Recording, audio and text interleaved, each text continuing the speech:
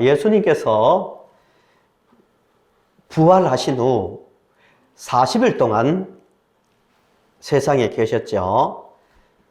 계실 때 많은 자신의 살아나심을 보여주시고 많은 일을 하셨는데 그 중에서 정말 중요한 약속을 하나 하셨습니다. 정말 중요한 약속이죠. 마태복음 28장 20절에 있는 말씀대로 내가 세상 끝날까지 너희와 항상 함께 있으리라고 약속하셨습니다. 사도행전 1장 4절에서 5절도 마찬가지입니다. 사도와 함께 모이사 그들에게 분부하여 이르시되 예루살렘을 떠나지 말고 내게서 들은 바 아버지께서 약속하신 것을 기다리라. 요한은 물로 세례를 베풀었으나 너희는 몇 날이 못되어 성령으로 세례를 받으리라고 약속하셨습니다. 그러니까 예수님께서 하늘 올라가시면서 절대로 너희들을 혼자 그냥 두지 않는다. 너희들과 함께 한다.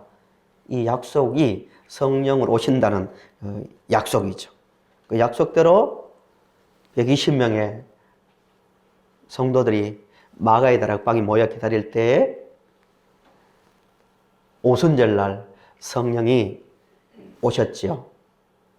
말씀을 드렸지만 오순절날 성령이 오실 때 불의 모양 또 바람 소리 역사에 한 번밖에 없는 방언, 이 방언은 다른 외국인들도 알아들을 수 있는 방언이 되었습니다. 이렇게 동반되어 온 이유가 성령은 어떤 정신, 마음이 어떤 신앙적으로 고양된 어떤 감정이 아니라 실제 인격체라는 것을 보여주기 위해서 특별히 그런 현상을 동반했다고 말씀드렸습니다. 오순절날 성령을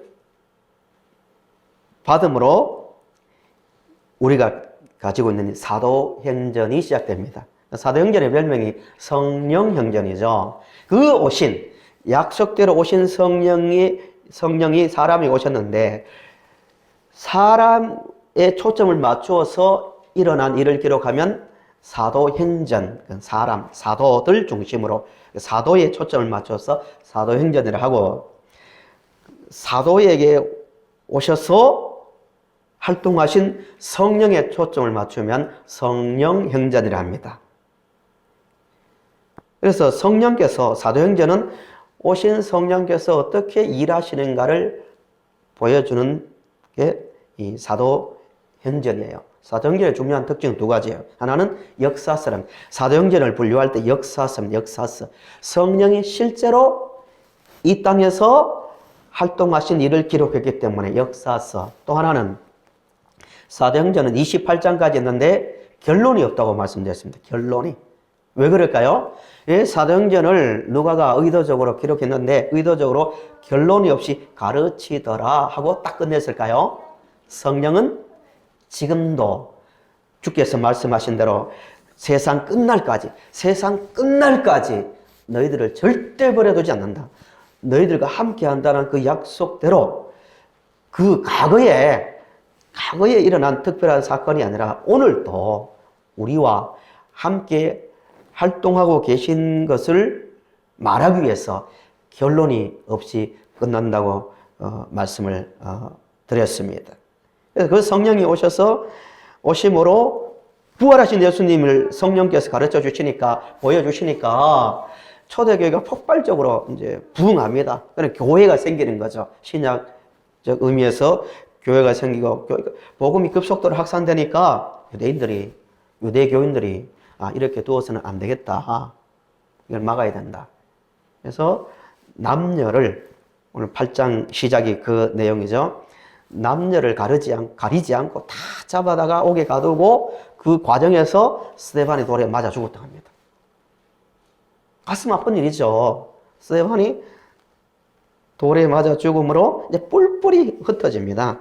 뿔뿔이. 4절을 한번 보세요. 4절 보시면 그 흩어진 사람들이 두루 다니며 복음의 말씀을 이제 전했다고 합니다. 뿔뿔이 흩어졌는데 놀라운 장면입니다. 사도행전의 주제구절이 1장 8절이거든요.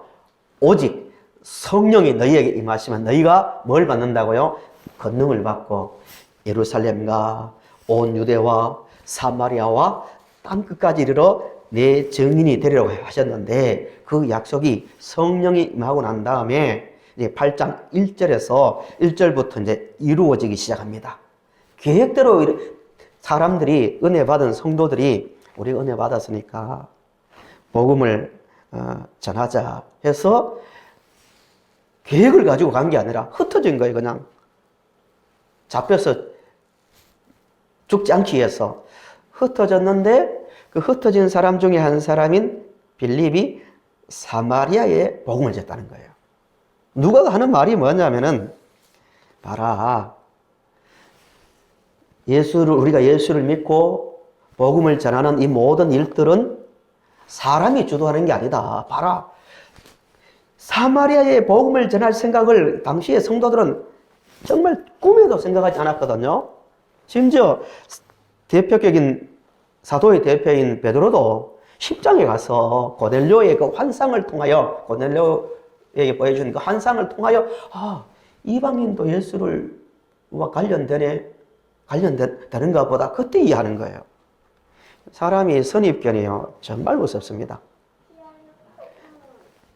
2장에 오순절 성령을 받고 난 다음에 교회의 모습이 어땠습니까? 서로 떡을 떼고 제 것이라고, 이건 내 거라고 하지 않았어요. 땅을 팔아서 나누고. 그러니까 가난한 사람도 없었죠. 매일같이 모여서 말씀을 듣고 찬송을 부르고, 그러니까 칭송을 받는 거예요. 그런 교인들조차도 박해를 받기 전에는 선입견에 빠져서 예루살렘에 모여 있는 거예요. 이건 자기들끼리. 바울만요, 바울이 스데반을 죽이고 난 다음에 8장 1절을 보시면 당연하다고, 불쌍하다 하지 않았어요. 당연히 죽을 사람이 죽었다고 말합니다. 이 선입견이죠. 바울만은 그런 게 아니라 성령 받은, 그리고 말씀을 받은 성도들, 초대교회 성도들조차도 이방인은 구원 없다고. 이만큼 무서운 게 자기가 가진 선입견입니다. 성경을 가지고 있으면서도. 바울도 성경을 가지고 있고 사도들도 성경을 가지고 있습니다. 성경에는 분명히 1장 8절만 봐도 직접 들은 말씀 아닙니까? 너희들 성령 받으면 권능 받아서 예루살렘, 유대, 사마리아와 땅끝까지 이르러 증인이 된다는 말씀을 듣고도 이해를 못한 거예요. 근데 성령께서 박해를 통하여 흩어지게 함으로 흩어져서 어떤 과정을 거쳤는지 모르지만 원치 않게 사마리아 땅에 들어갔고, 거기에서 빌립이 복음을 전했는데 예수를 막 사마리아 사람들이 받아들이는 거예요. 그러니까 기록자 누가는 그것을 지금 말하고 있는 거예요. 보십시오. 성도 여러분, 그때나 지금이나 우리말로 하면 오늘이나 복음을 주도하고 이 역사를 주관하는 분은 사람이 아니라 성령께서 하십니다. 그러니까 두려워하지 마십시오. 절대로 이 땅에 우리를 그냥 너 믿으니까 나중에 천국에서 만나자가 아니라 너희들 한순간 항상 했잖아요. 항상 영원토록 함께 한다고 말씀하셨잖아요. 누가 그 이야기를 하고 있거든요. 그러니까 두려워하지 말고 믿음으로 행하라고 이야기하는 게 이 사건입니다. 그런 다음에 이제 오늘 이 말씀을 전하려고 합니다. 제목이 성령 인도와 빌립과 에디오피아 내시의 만남이라고 했는데요. 이 과정 속에서 빌립이 열심히 사마리아의 복음을 전하는데 어느 날 성령이 빌립에게 이런 말을 합니다. 가사로 가서 26절에 나오죠. 주의 사자가 빌립에게 말하여 이르되 일어나서 남쪽으로 향하여 예루살렘에서 가사로 내려가는 길까지 가라 하니 그 길은 광야라고, 그 길은 광야라 그 기록자의 해설이죠. 상식으로는 이해가 안 되는 거죠. 성령께서 사마리아에 이제 막 복음을 받아들이기 시작하고 그 분위기가 어떻겠어요? 예수 믿고 변화되고 사마리아에도 예루살렘처럼 놀라운 일들이 일어나는데 갑자기 저 남쪽 가사가 어디냐면은 지중해 연안에 있습니다. 지금 그 머릿속에 지도를 한번 그려보세요. 사마리아는 북쪽, 예루살렘은 그 아래, 서남쪽으로 지금으로 말하면 이집트를 거쳐서 남쪽으로 수단, 그 밑에 에티오피아입니다. 아프리카. 그 길로 지금 에티오피아 내시가 예루살렘에 왔다가 유대교인 같아요. 예루살렘에 예배하러 왔다가 유대교인으로서 아마 예배를 드렸던 것 같아요. 내려가고 있습니다. 마차를 타고. 근데 빌립에게 광야예요. 그 거리가 70km입니다. 예루살렘에서. 그 길을 가사로 가라라고 합니다. 상식적으로 이해가 안 되죠. 효율적인 면에서. 사마리아에 살 일이 훨씬 많은데요. 빌립은 순종합니다. 왜 가야 되는지 몰라요. 70km를 걸으려면 하루 만에 못 갑니다. 걸어서. 광야길인데. 빌립은 전적으로 성령에 순종하는 것을 볼 수가 있습니다. 가서 보니 거기에 누가 있었습니까? 에티오피아 간다게 왕의 호칭입니다. 간다게 여왕의 뭘 맡은 사람이라 합니까? 모든 국고라고 강조합니다. 모든 국고를 맡은 사람. 지금으로 말하면 재무부 장관과 내무부 장관을 통합한 굉장히 권력을 가진 사람입니다. 에티오피아의 모든 수입과 지출을 담당하는 내시가 거기에 있는 거예요. 우리가 여기서 하나 생각할 것은 한 사람이 한 사람을 만나는 것은 특별히 구원에 있어서요. 우연이라는 게 없습니다. 성령께서 인도하셨기 때문에 그를 만났고 특별히 말씀을 배우게 되는 거예요. 말씀을 배우는데요. 이런 생각을 하게 됩니다. 아, 성령께서 보내셔서 나에게 이런 시간을 주셨고 기회를 주셔서 내가 말씀을 배우게 되었다. 이런 태도를 가져야 됩니다. 또 반대로 가르치는 사람도 내가 만난 이 사람은 성령께서 나를 보내서 만나게 하셨다는 생각을 해야 됩니다. 한 사람을 위해서. 빌립은 거기에 누가 있는지 무슨 일이 일어날지 모르고 갔습니다. 그래서 가서 보니 그 사람이 있었다고 분명히 말씀하고 있습니다. 근데 이 만나서 이 빌립이 에티오피아 내시를 만나고 나서 그 사람이 변화받는 과정을 보면은 오늘 말입니다. 오늘. 물론 특별한 경우도 있지만 일반적으로 오늘 성령께서 어떻게 일하시는가를 우리가 볼 수 있습니다. 그런 점에서 굉장히 중요합니다.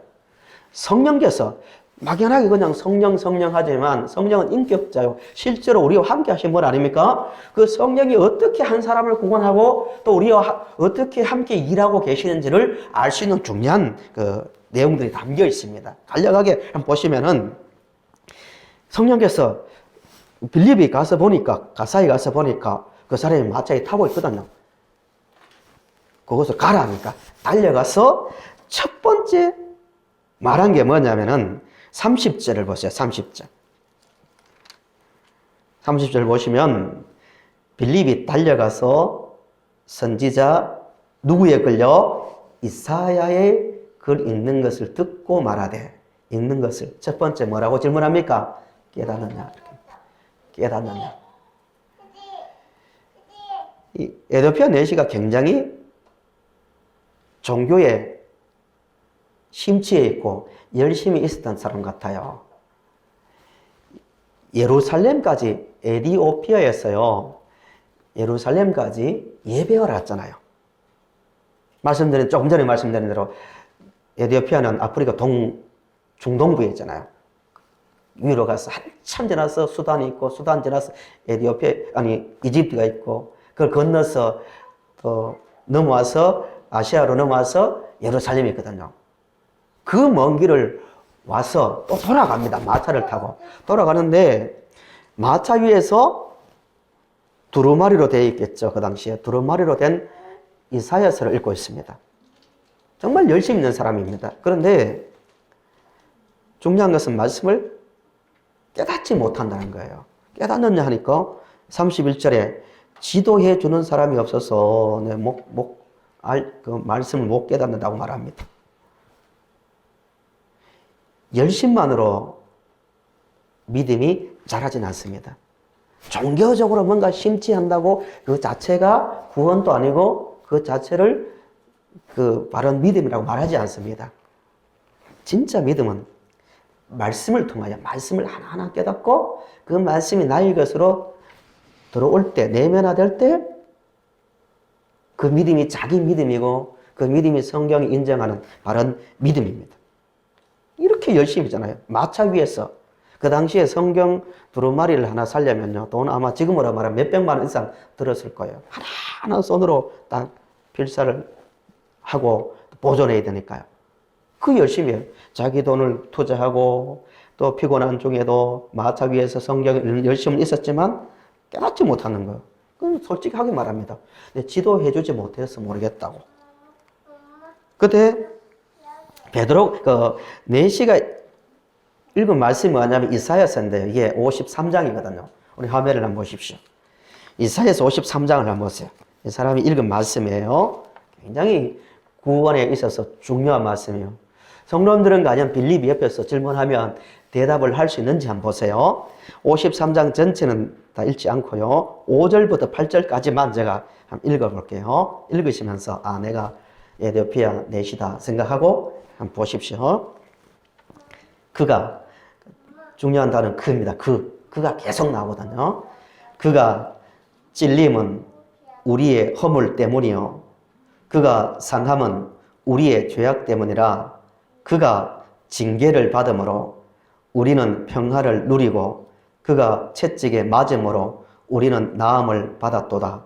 우리는 다 양 같아서 그릇 행하여 각기 제 길로 갔거늘 여호와께서는 우리 모두의 죄악을 그에게 담당시키셨도다 라고 말합니다. 저를 넘어가시기 바랍니다. 그가 계속 나오는데 깨닫느냐 할 때 모르겠다고 하고 난 다음에 이 4시가 중요한 질문을 하나 합니다. 그가 누구냐고 이렇게 질문합니다. 기록한 사람인지 아니면 다른 사람을 말하는지 모르겠다고 질문합니다. 성경을 진지하게 읽으면 믿음을 가지고 진지하게 읽으면 질문이 많이 나옵니다. 17장에 베레아 사람들처럼 이게 정말 그런가? 이게 정말 맞는가? 하고 성경을 읽었다고 했는데요. 한 주간 살면서 아니면 한 달을 살아오면서요. 성도님들 자신 한번 돌아보세요. 성경을 읽는 중에 얼마나 진지한 현실의 문제와 연결해서 또 아니면 성경 자체에서 이게 무슨 뜻인가? 이게 나에게 어떤 의미를 가지는가? 이런 질문을 해본 적이 있습니까? 질문하는 만큼 믿음이 자라는 거예요. 그가 누구냐고. 제가 질문 드립니다. 여기서는 그는 누구예요? 예. 우리는 너무 잘 알고 있죠. 예수님을 말하고 있습니다. 그러면서 정말 중요한 빌립의 모습을 볼 수 있는데 35절 보세요. 35절. 본문 35절 보시면 그는 당연히 예수님이다 하고 난 다음에 35절을 보시면 빌립이 입을 열어 이 글에서 이사야서죠. 시작하여 이 말이 중요합니다. 시작하여 누구를 가르칩니까? 예수를 가르쳐 복음을 전했대. 야, 구약 이사야서 구약 중간에 있는 성경 하나를 딱 가지고 빌립이 이건 예수다 하고 구절로 끝내는 게 아니라 하나하나 시작하여 성경을 이사야서뿐만 아니라 선지서와 구약 율법서까지 다 이야기했죠. 하나하나 예수님에 관한 이야기를 했다는 거예요. 정말 중요한 이야기입니다. 시작하여 6가지 원칙. 그러니까 쉽게 말하면 우리말로 하면 이런 이야기예요. 빌립 이런 성경에 나와 있지 않지만 이분이 그가 왜 예수냐고. 얼마 전에 예루살렘에서 죽었다고 하는 그 사람이 어떻게 가르치냐고 질문을 했겠죠. 그러니까 하나하나 시작하여 누가, 우리말로 하면 육하 원칙에 따라서 누가, 언제, 어디서, 무엇을, 어떻게, 왜 하고 그 믿음을 가지도록 하나하나 설명했다는 거예요. 오늘 우리도요, 자신에게 한번 질문해 보세요. 예수님께서 자신에게 남들에게도 이런 말을 할 수 있는지 십자가 이야기 딱 하면서 이사야서를 받고 난 다음에 누가, 예수님이 언제입니까? 예루살렘에서 십자가에 돌아가실 때, 어디서? 예루살렘에서 무엇을, 우리 죄를 위해서 십자가에 달려 죽었는데 왜 우리 죄를 위해서 죽으시고 부활하셨다. 이걸 논리적으로 하나하나 설명을 할 수 있는 믿음을 가지도록 빌립이 그 말에서부터 시작해서 설명했다는 거예요. 똑같은 패턴이 나옵니다. 누가복음 24장 13절에서 35절에도 똑같은 이야기 나옵니다. 똑같은 고민 가운데서 이번에는 예수님께서 엠마오로 내려가는 두 제자에게 믿음이 없는 거죠. 분명히 종교생활 열심히 했습니다. 예수님께서 십자가에 달려 죽으셨다는 그 사실을 인정했고 그것 때문에 슬퍼할 정도의 감정이 있었습니다. 예수님 생각 눈물도 흘렸습니다. 근심도 했습니다. 이 정도면 대단한 믿음 아닙니까? 우리 말로 하면은 요즘 예수님 생각하면 눈물도 나고 예수님 때문에 그 제자라는 말을 들었으니까 따라다니고 예수님을 위해서 따라다니고 많은 일을 했습니다. 그런데 예수님의 십자가에 죽으신가 부활에 대한 이유와 의미를 모르니까 절망해서 예루살렘에서 엠마오로 가고 있는 거예요. 그들에게 예수님께서 나타나셔서 하신 말씀이 빌립이 한 것과 비슷하다는 거예요. 성령께서는 오늘 또 한 사람의 믿음을 주기 위해서는 이런 비슷한 순서를 가지고 오시고 바꾸신다는 거예요. 누가복음 24장 25절 이렇게 말씀합니다. 예수님 말씀이에요. 미련하고 선지자들이 말한 모든 것을 더디 믿는 자들이여 그리스도가 이런 고난을 받고 자기의 영광에 들어가야 할 것이 아니냐 하시고 이에 모든 선지자의 글로 시작하여, 여기도 나오죠. 시작하여 모든 성경에 쓴 바 자기에 관한 것을 자세히 설명하시니라라고 말합니다. 모든 성경. 한 사람이 구원을 받는데 성경을 알아야 되는데 두 가지 원칙. 모든 성경 자세히입니다. 따라 하실까요? 한번 따라 합시다. 모든 성경. 힘차게. 모든 성경 자세히. 예. 누가 하셨다고요? 예수님이 하신 거예요. 예수님이 능력이 없어서 그렇게 했겠어요? 하나하나 설명하고 풀어준 다음에 그 두 제자들의 고백이 뭐냐면은 엠마오로 가던 두 제자의 고백이 성경을 자기들끼리 하는 말이죠. 풀어주실 때 우리 속에 마음이 뜨겁지 아니하더냐 하고 방향을 바꿔서 예루살렘으로 돌아갑니다. 왜 뜨거웠을까요? 예수님이 자기들을 위해서 십자가에 달려 돌아가시고 자기들의 죄를 씻어내고 부활하셨다는 사실이 딱 들어오니까 뜨거워지는 거예요. 인생의 방향이 바뀌는 거예요. 성도님들은 인생의 방향이 확 바뀌었습니까? 영적으로 세상으로 가던 인생이 모든 성경을 자세히 풀어주실 때에 바뀌었던 것처럼 예수님이 나의 구원자 맞아 하고 인생이 완전히 바뀌었는가 이 문제입니다. 방향이 완전히 두 제자는 바뀌었고요. 에디오피아 내시도 이제 완전 인생이 바뀌기 시작합니다. 어떻게 바뀌었냐면은 말씀을 다 듣고 난 다음에 성령은 오늘도 이런 모습으로 일하신다고 말씀드렸습니다. 물론 특수한 경우 있지만 에디오피아 내시가 그 말씀을 받은 다음에 36절을 보세요. 36절 35절에 빌립이 입을 열어 이 글에서 시작하여 예수를 가르쳐 복음을 전하니 다 들은 다음에 36절 길 가다가 물 있는 곳에 이르러 그 내시가 말하되 보라 물이 있으니 내가 세례를 받음이 무슨 거리낌이 있느냐라고 말합니다. 첫 번째 변화입니다. 예수님을 확실히 모시니까 6가지 원칙을 가지고 말씀을 그 원칙 하에 예수님을 이해하고 그 가운데서 예수님이 영접하니까 아 그렇구나. 나를 위해서 예루살렘에서 이런 방법으로 그때 나를 위해서 십자가에서 죽으시고 부활하셨구나. 그 믿음이 생기니까 그 이해하고 받으니까요. 나 예수 믿는다고 믿음이 확신이 생기니까요. 자기 믿음이 생기니까 내가 세례 받는 게 뭐 당연하다. 나 꺼림이 조금도 없다라고 말하고 있습니다. 확신 있는 믿음을 가진 거예요. 두 번째는 39절 보세요. 39절에 세례를 받은 다음에 둘이 물에서 올라올세 주의 영이 빌립을 어떻게 했다고요? 이끌어 간지라. 내시는 기쁘게 길을 가므로 그를 다시 보지 못하니라라고 말합니다. 뭘 지금 말하고 있을까요?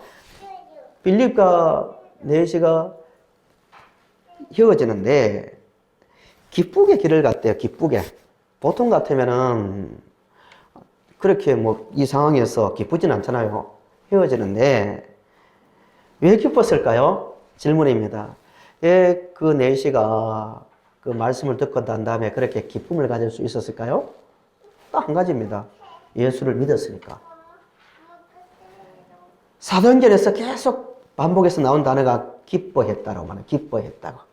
5장에서는 사도들이 예수님 때문에 능력받는 것을 마땅히 여기고 기뻐했다고 말하고요. 16장에서는 불과 몇 시간 전에 자결하려고 했다. 자결하려고. 인생이 얼마나 절망됐으면 자결하려고 했겠습니까? 자결하려고 했던 빌립보 감옥을 지키는 간수가 기뻐했대요. 크게 기뻐했대요. 왜요? 하나님을 믿었기 때문이라고 말하고 있습니다. 4시의 변화죠. 마지막 세 번째는 기쁘게 길을 갈 수 있었던 것은 에도피아 내시도 자기가 혼자가 아닌 것을 아는 거예요. 말씀을 통하여 성령이 자기 속에 들어오니까 이제는 성령의 인도를 받는 사람이 된 거예요. 신앙생활 하는데 지나치게요. 교회와 목사에게 의존하는 것은 바람직하지 않습니다.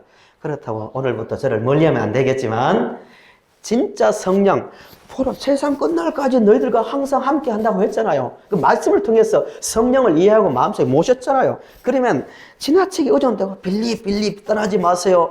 조금만 더 같이 있어주세요. 이렇지 않았다는 거예요. 누가가 그것을 굳이 평범하게 보이는 말이고 빼도 되는 말이지만 성령이 이끌어갔고 그는 기쁘게 길을 갔다라고 말하는 이유는 빌립이 그냥 예부적인 누가 그러더라 예수님 이렇더라 그런가 보다 신앙이 아니라 살아계신 성령 하나님을 마음속에 인격적으로 모셨다는 거예요. 성령 예수님을 모셨으니까 이제 혼자가 아니니까 지도해주는 사람 없는데 어떡하지 이런 말을 하지 않고 기쁨으로 갔다는 거예요. 독립적 신앙입니다. 자존 스스로 움직일 수 있는 그런 신앙이 되었다는 거예요. 말씀의 결론입니다. 성도 여러분, 우리 두 가지를 생각하게 됩니다. 하나는 성령은 예수님께서 그렇게도 우리에게 주시기를 원했던 인격자입니다. 그 성령을 받음으로 우리가 말씀을 깨달을 뿐만 아니라 두 번째로 이 확신을 가지고 말씀을 깨달아 확신을 가지고 다른 사람들을 가르쳐 주시는 또 스스로 지도가 없더라도 스스로 일어설 수 있는 독립적 신앙을 가진 자가 될 수 있다는 겁니다. 이 말씀을 생각하면서 우리도 사도행전이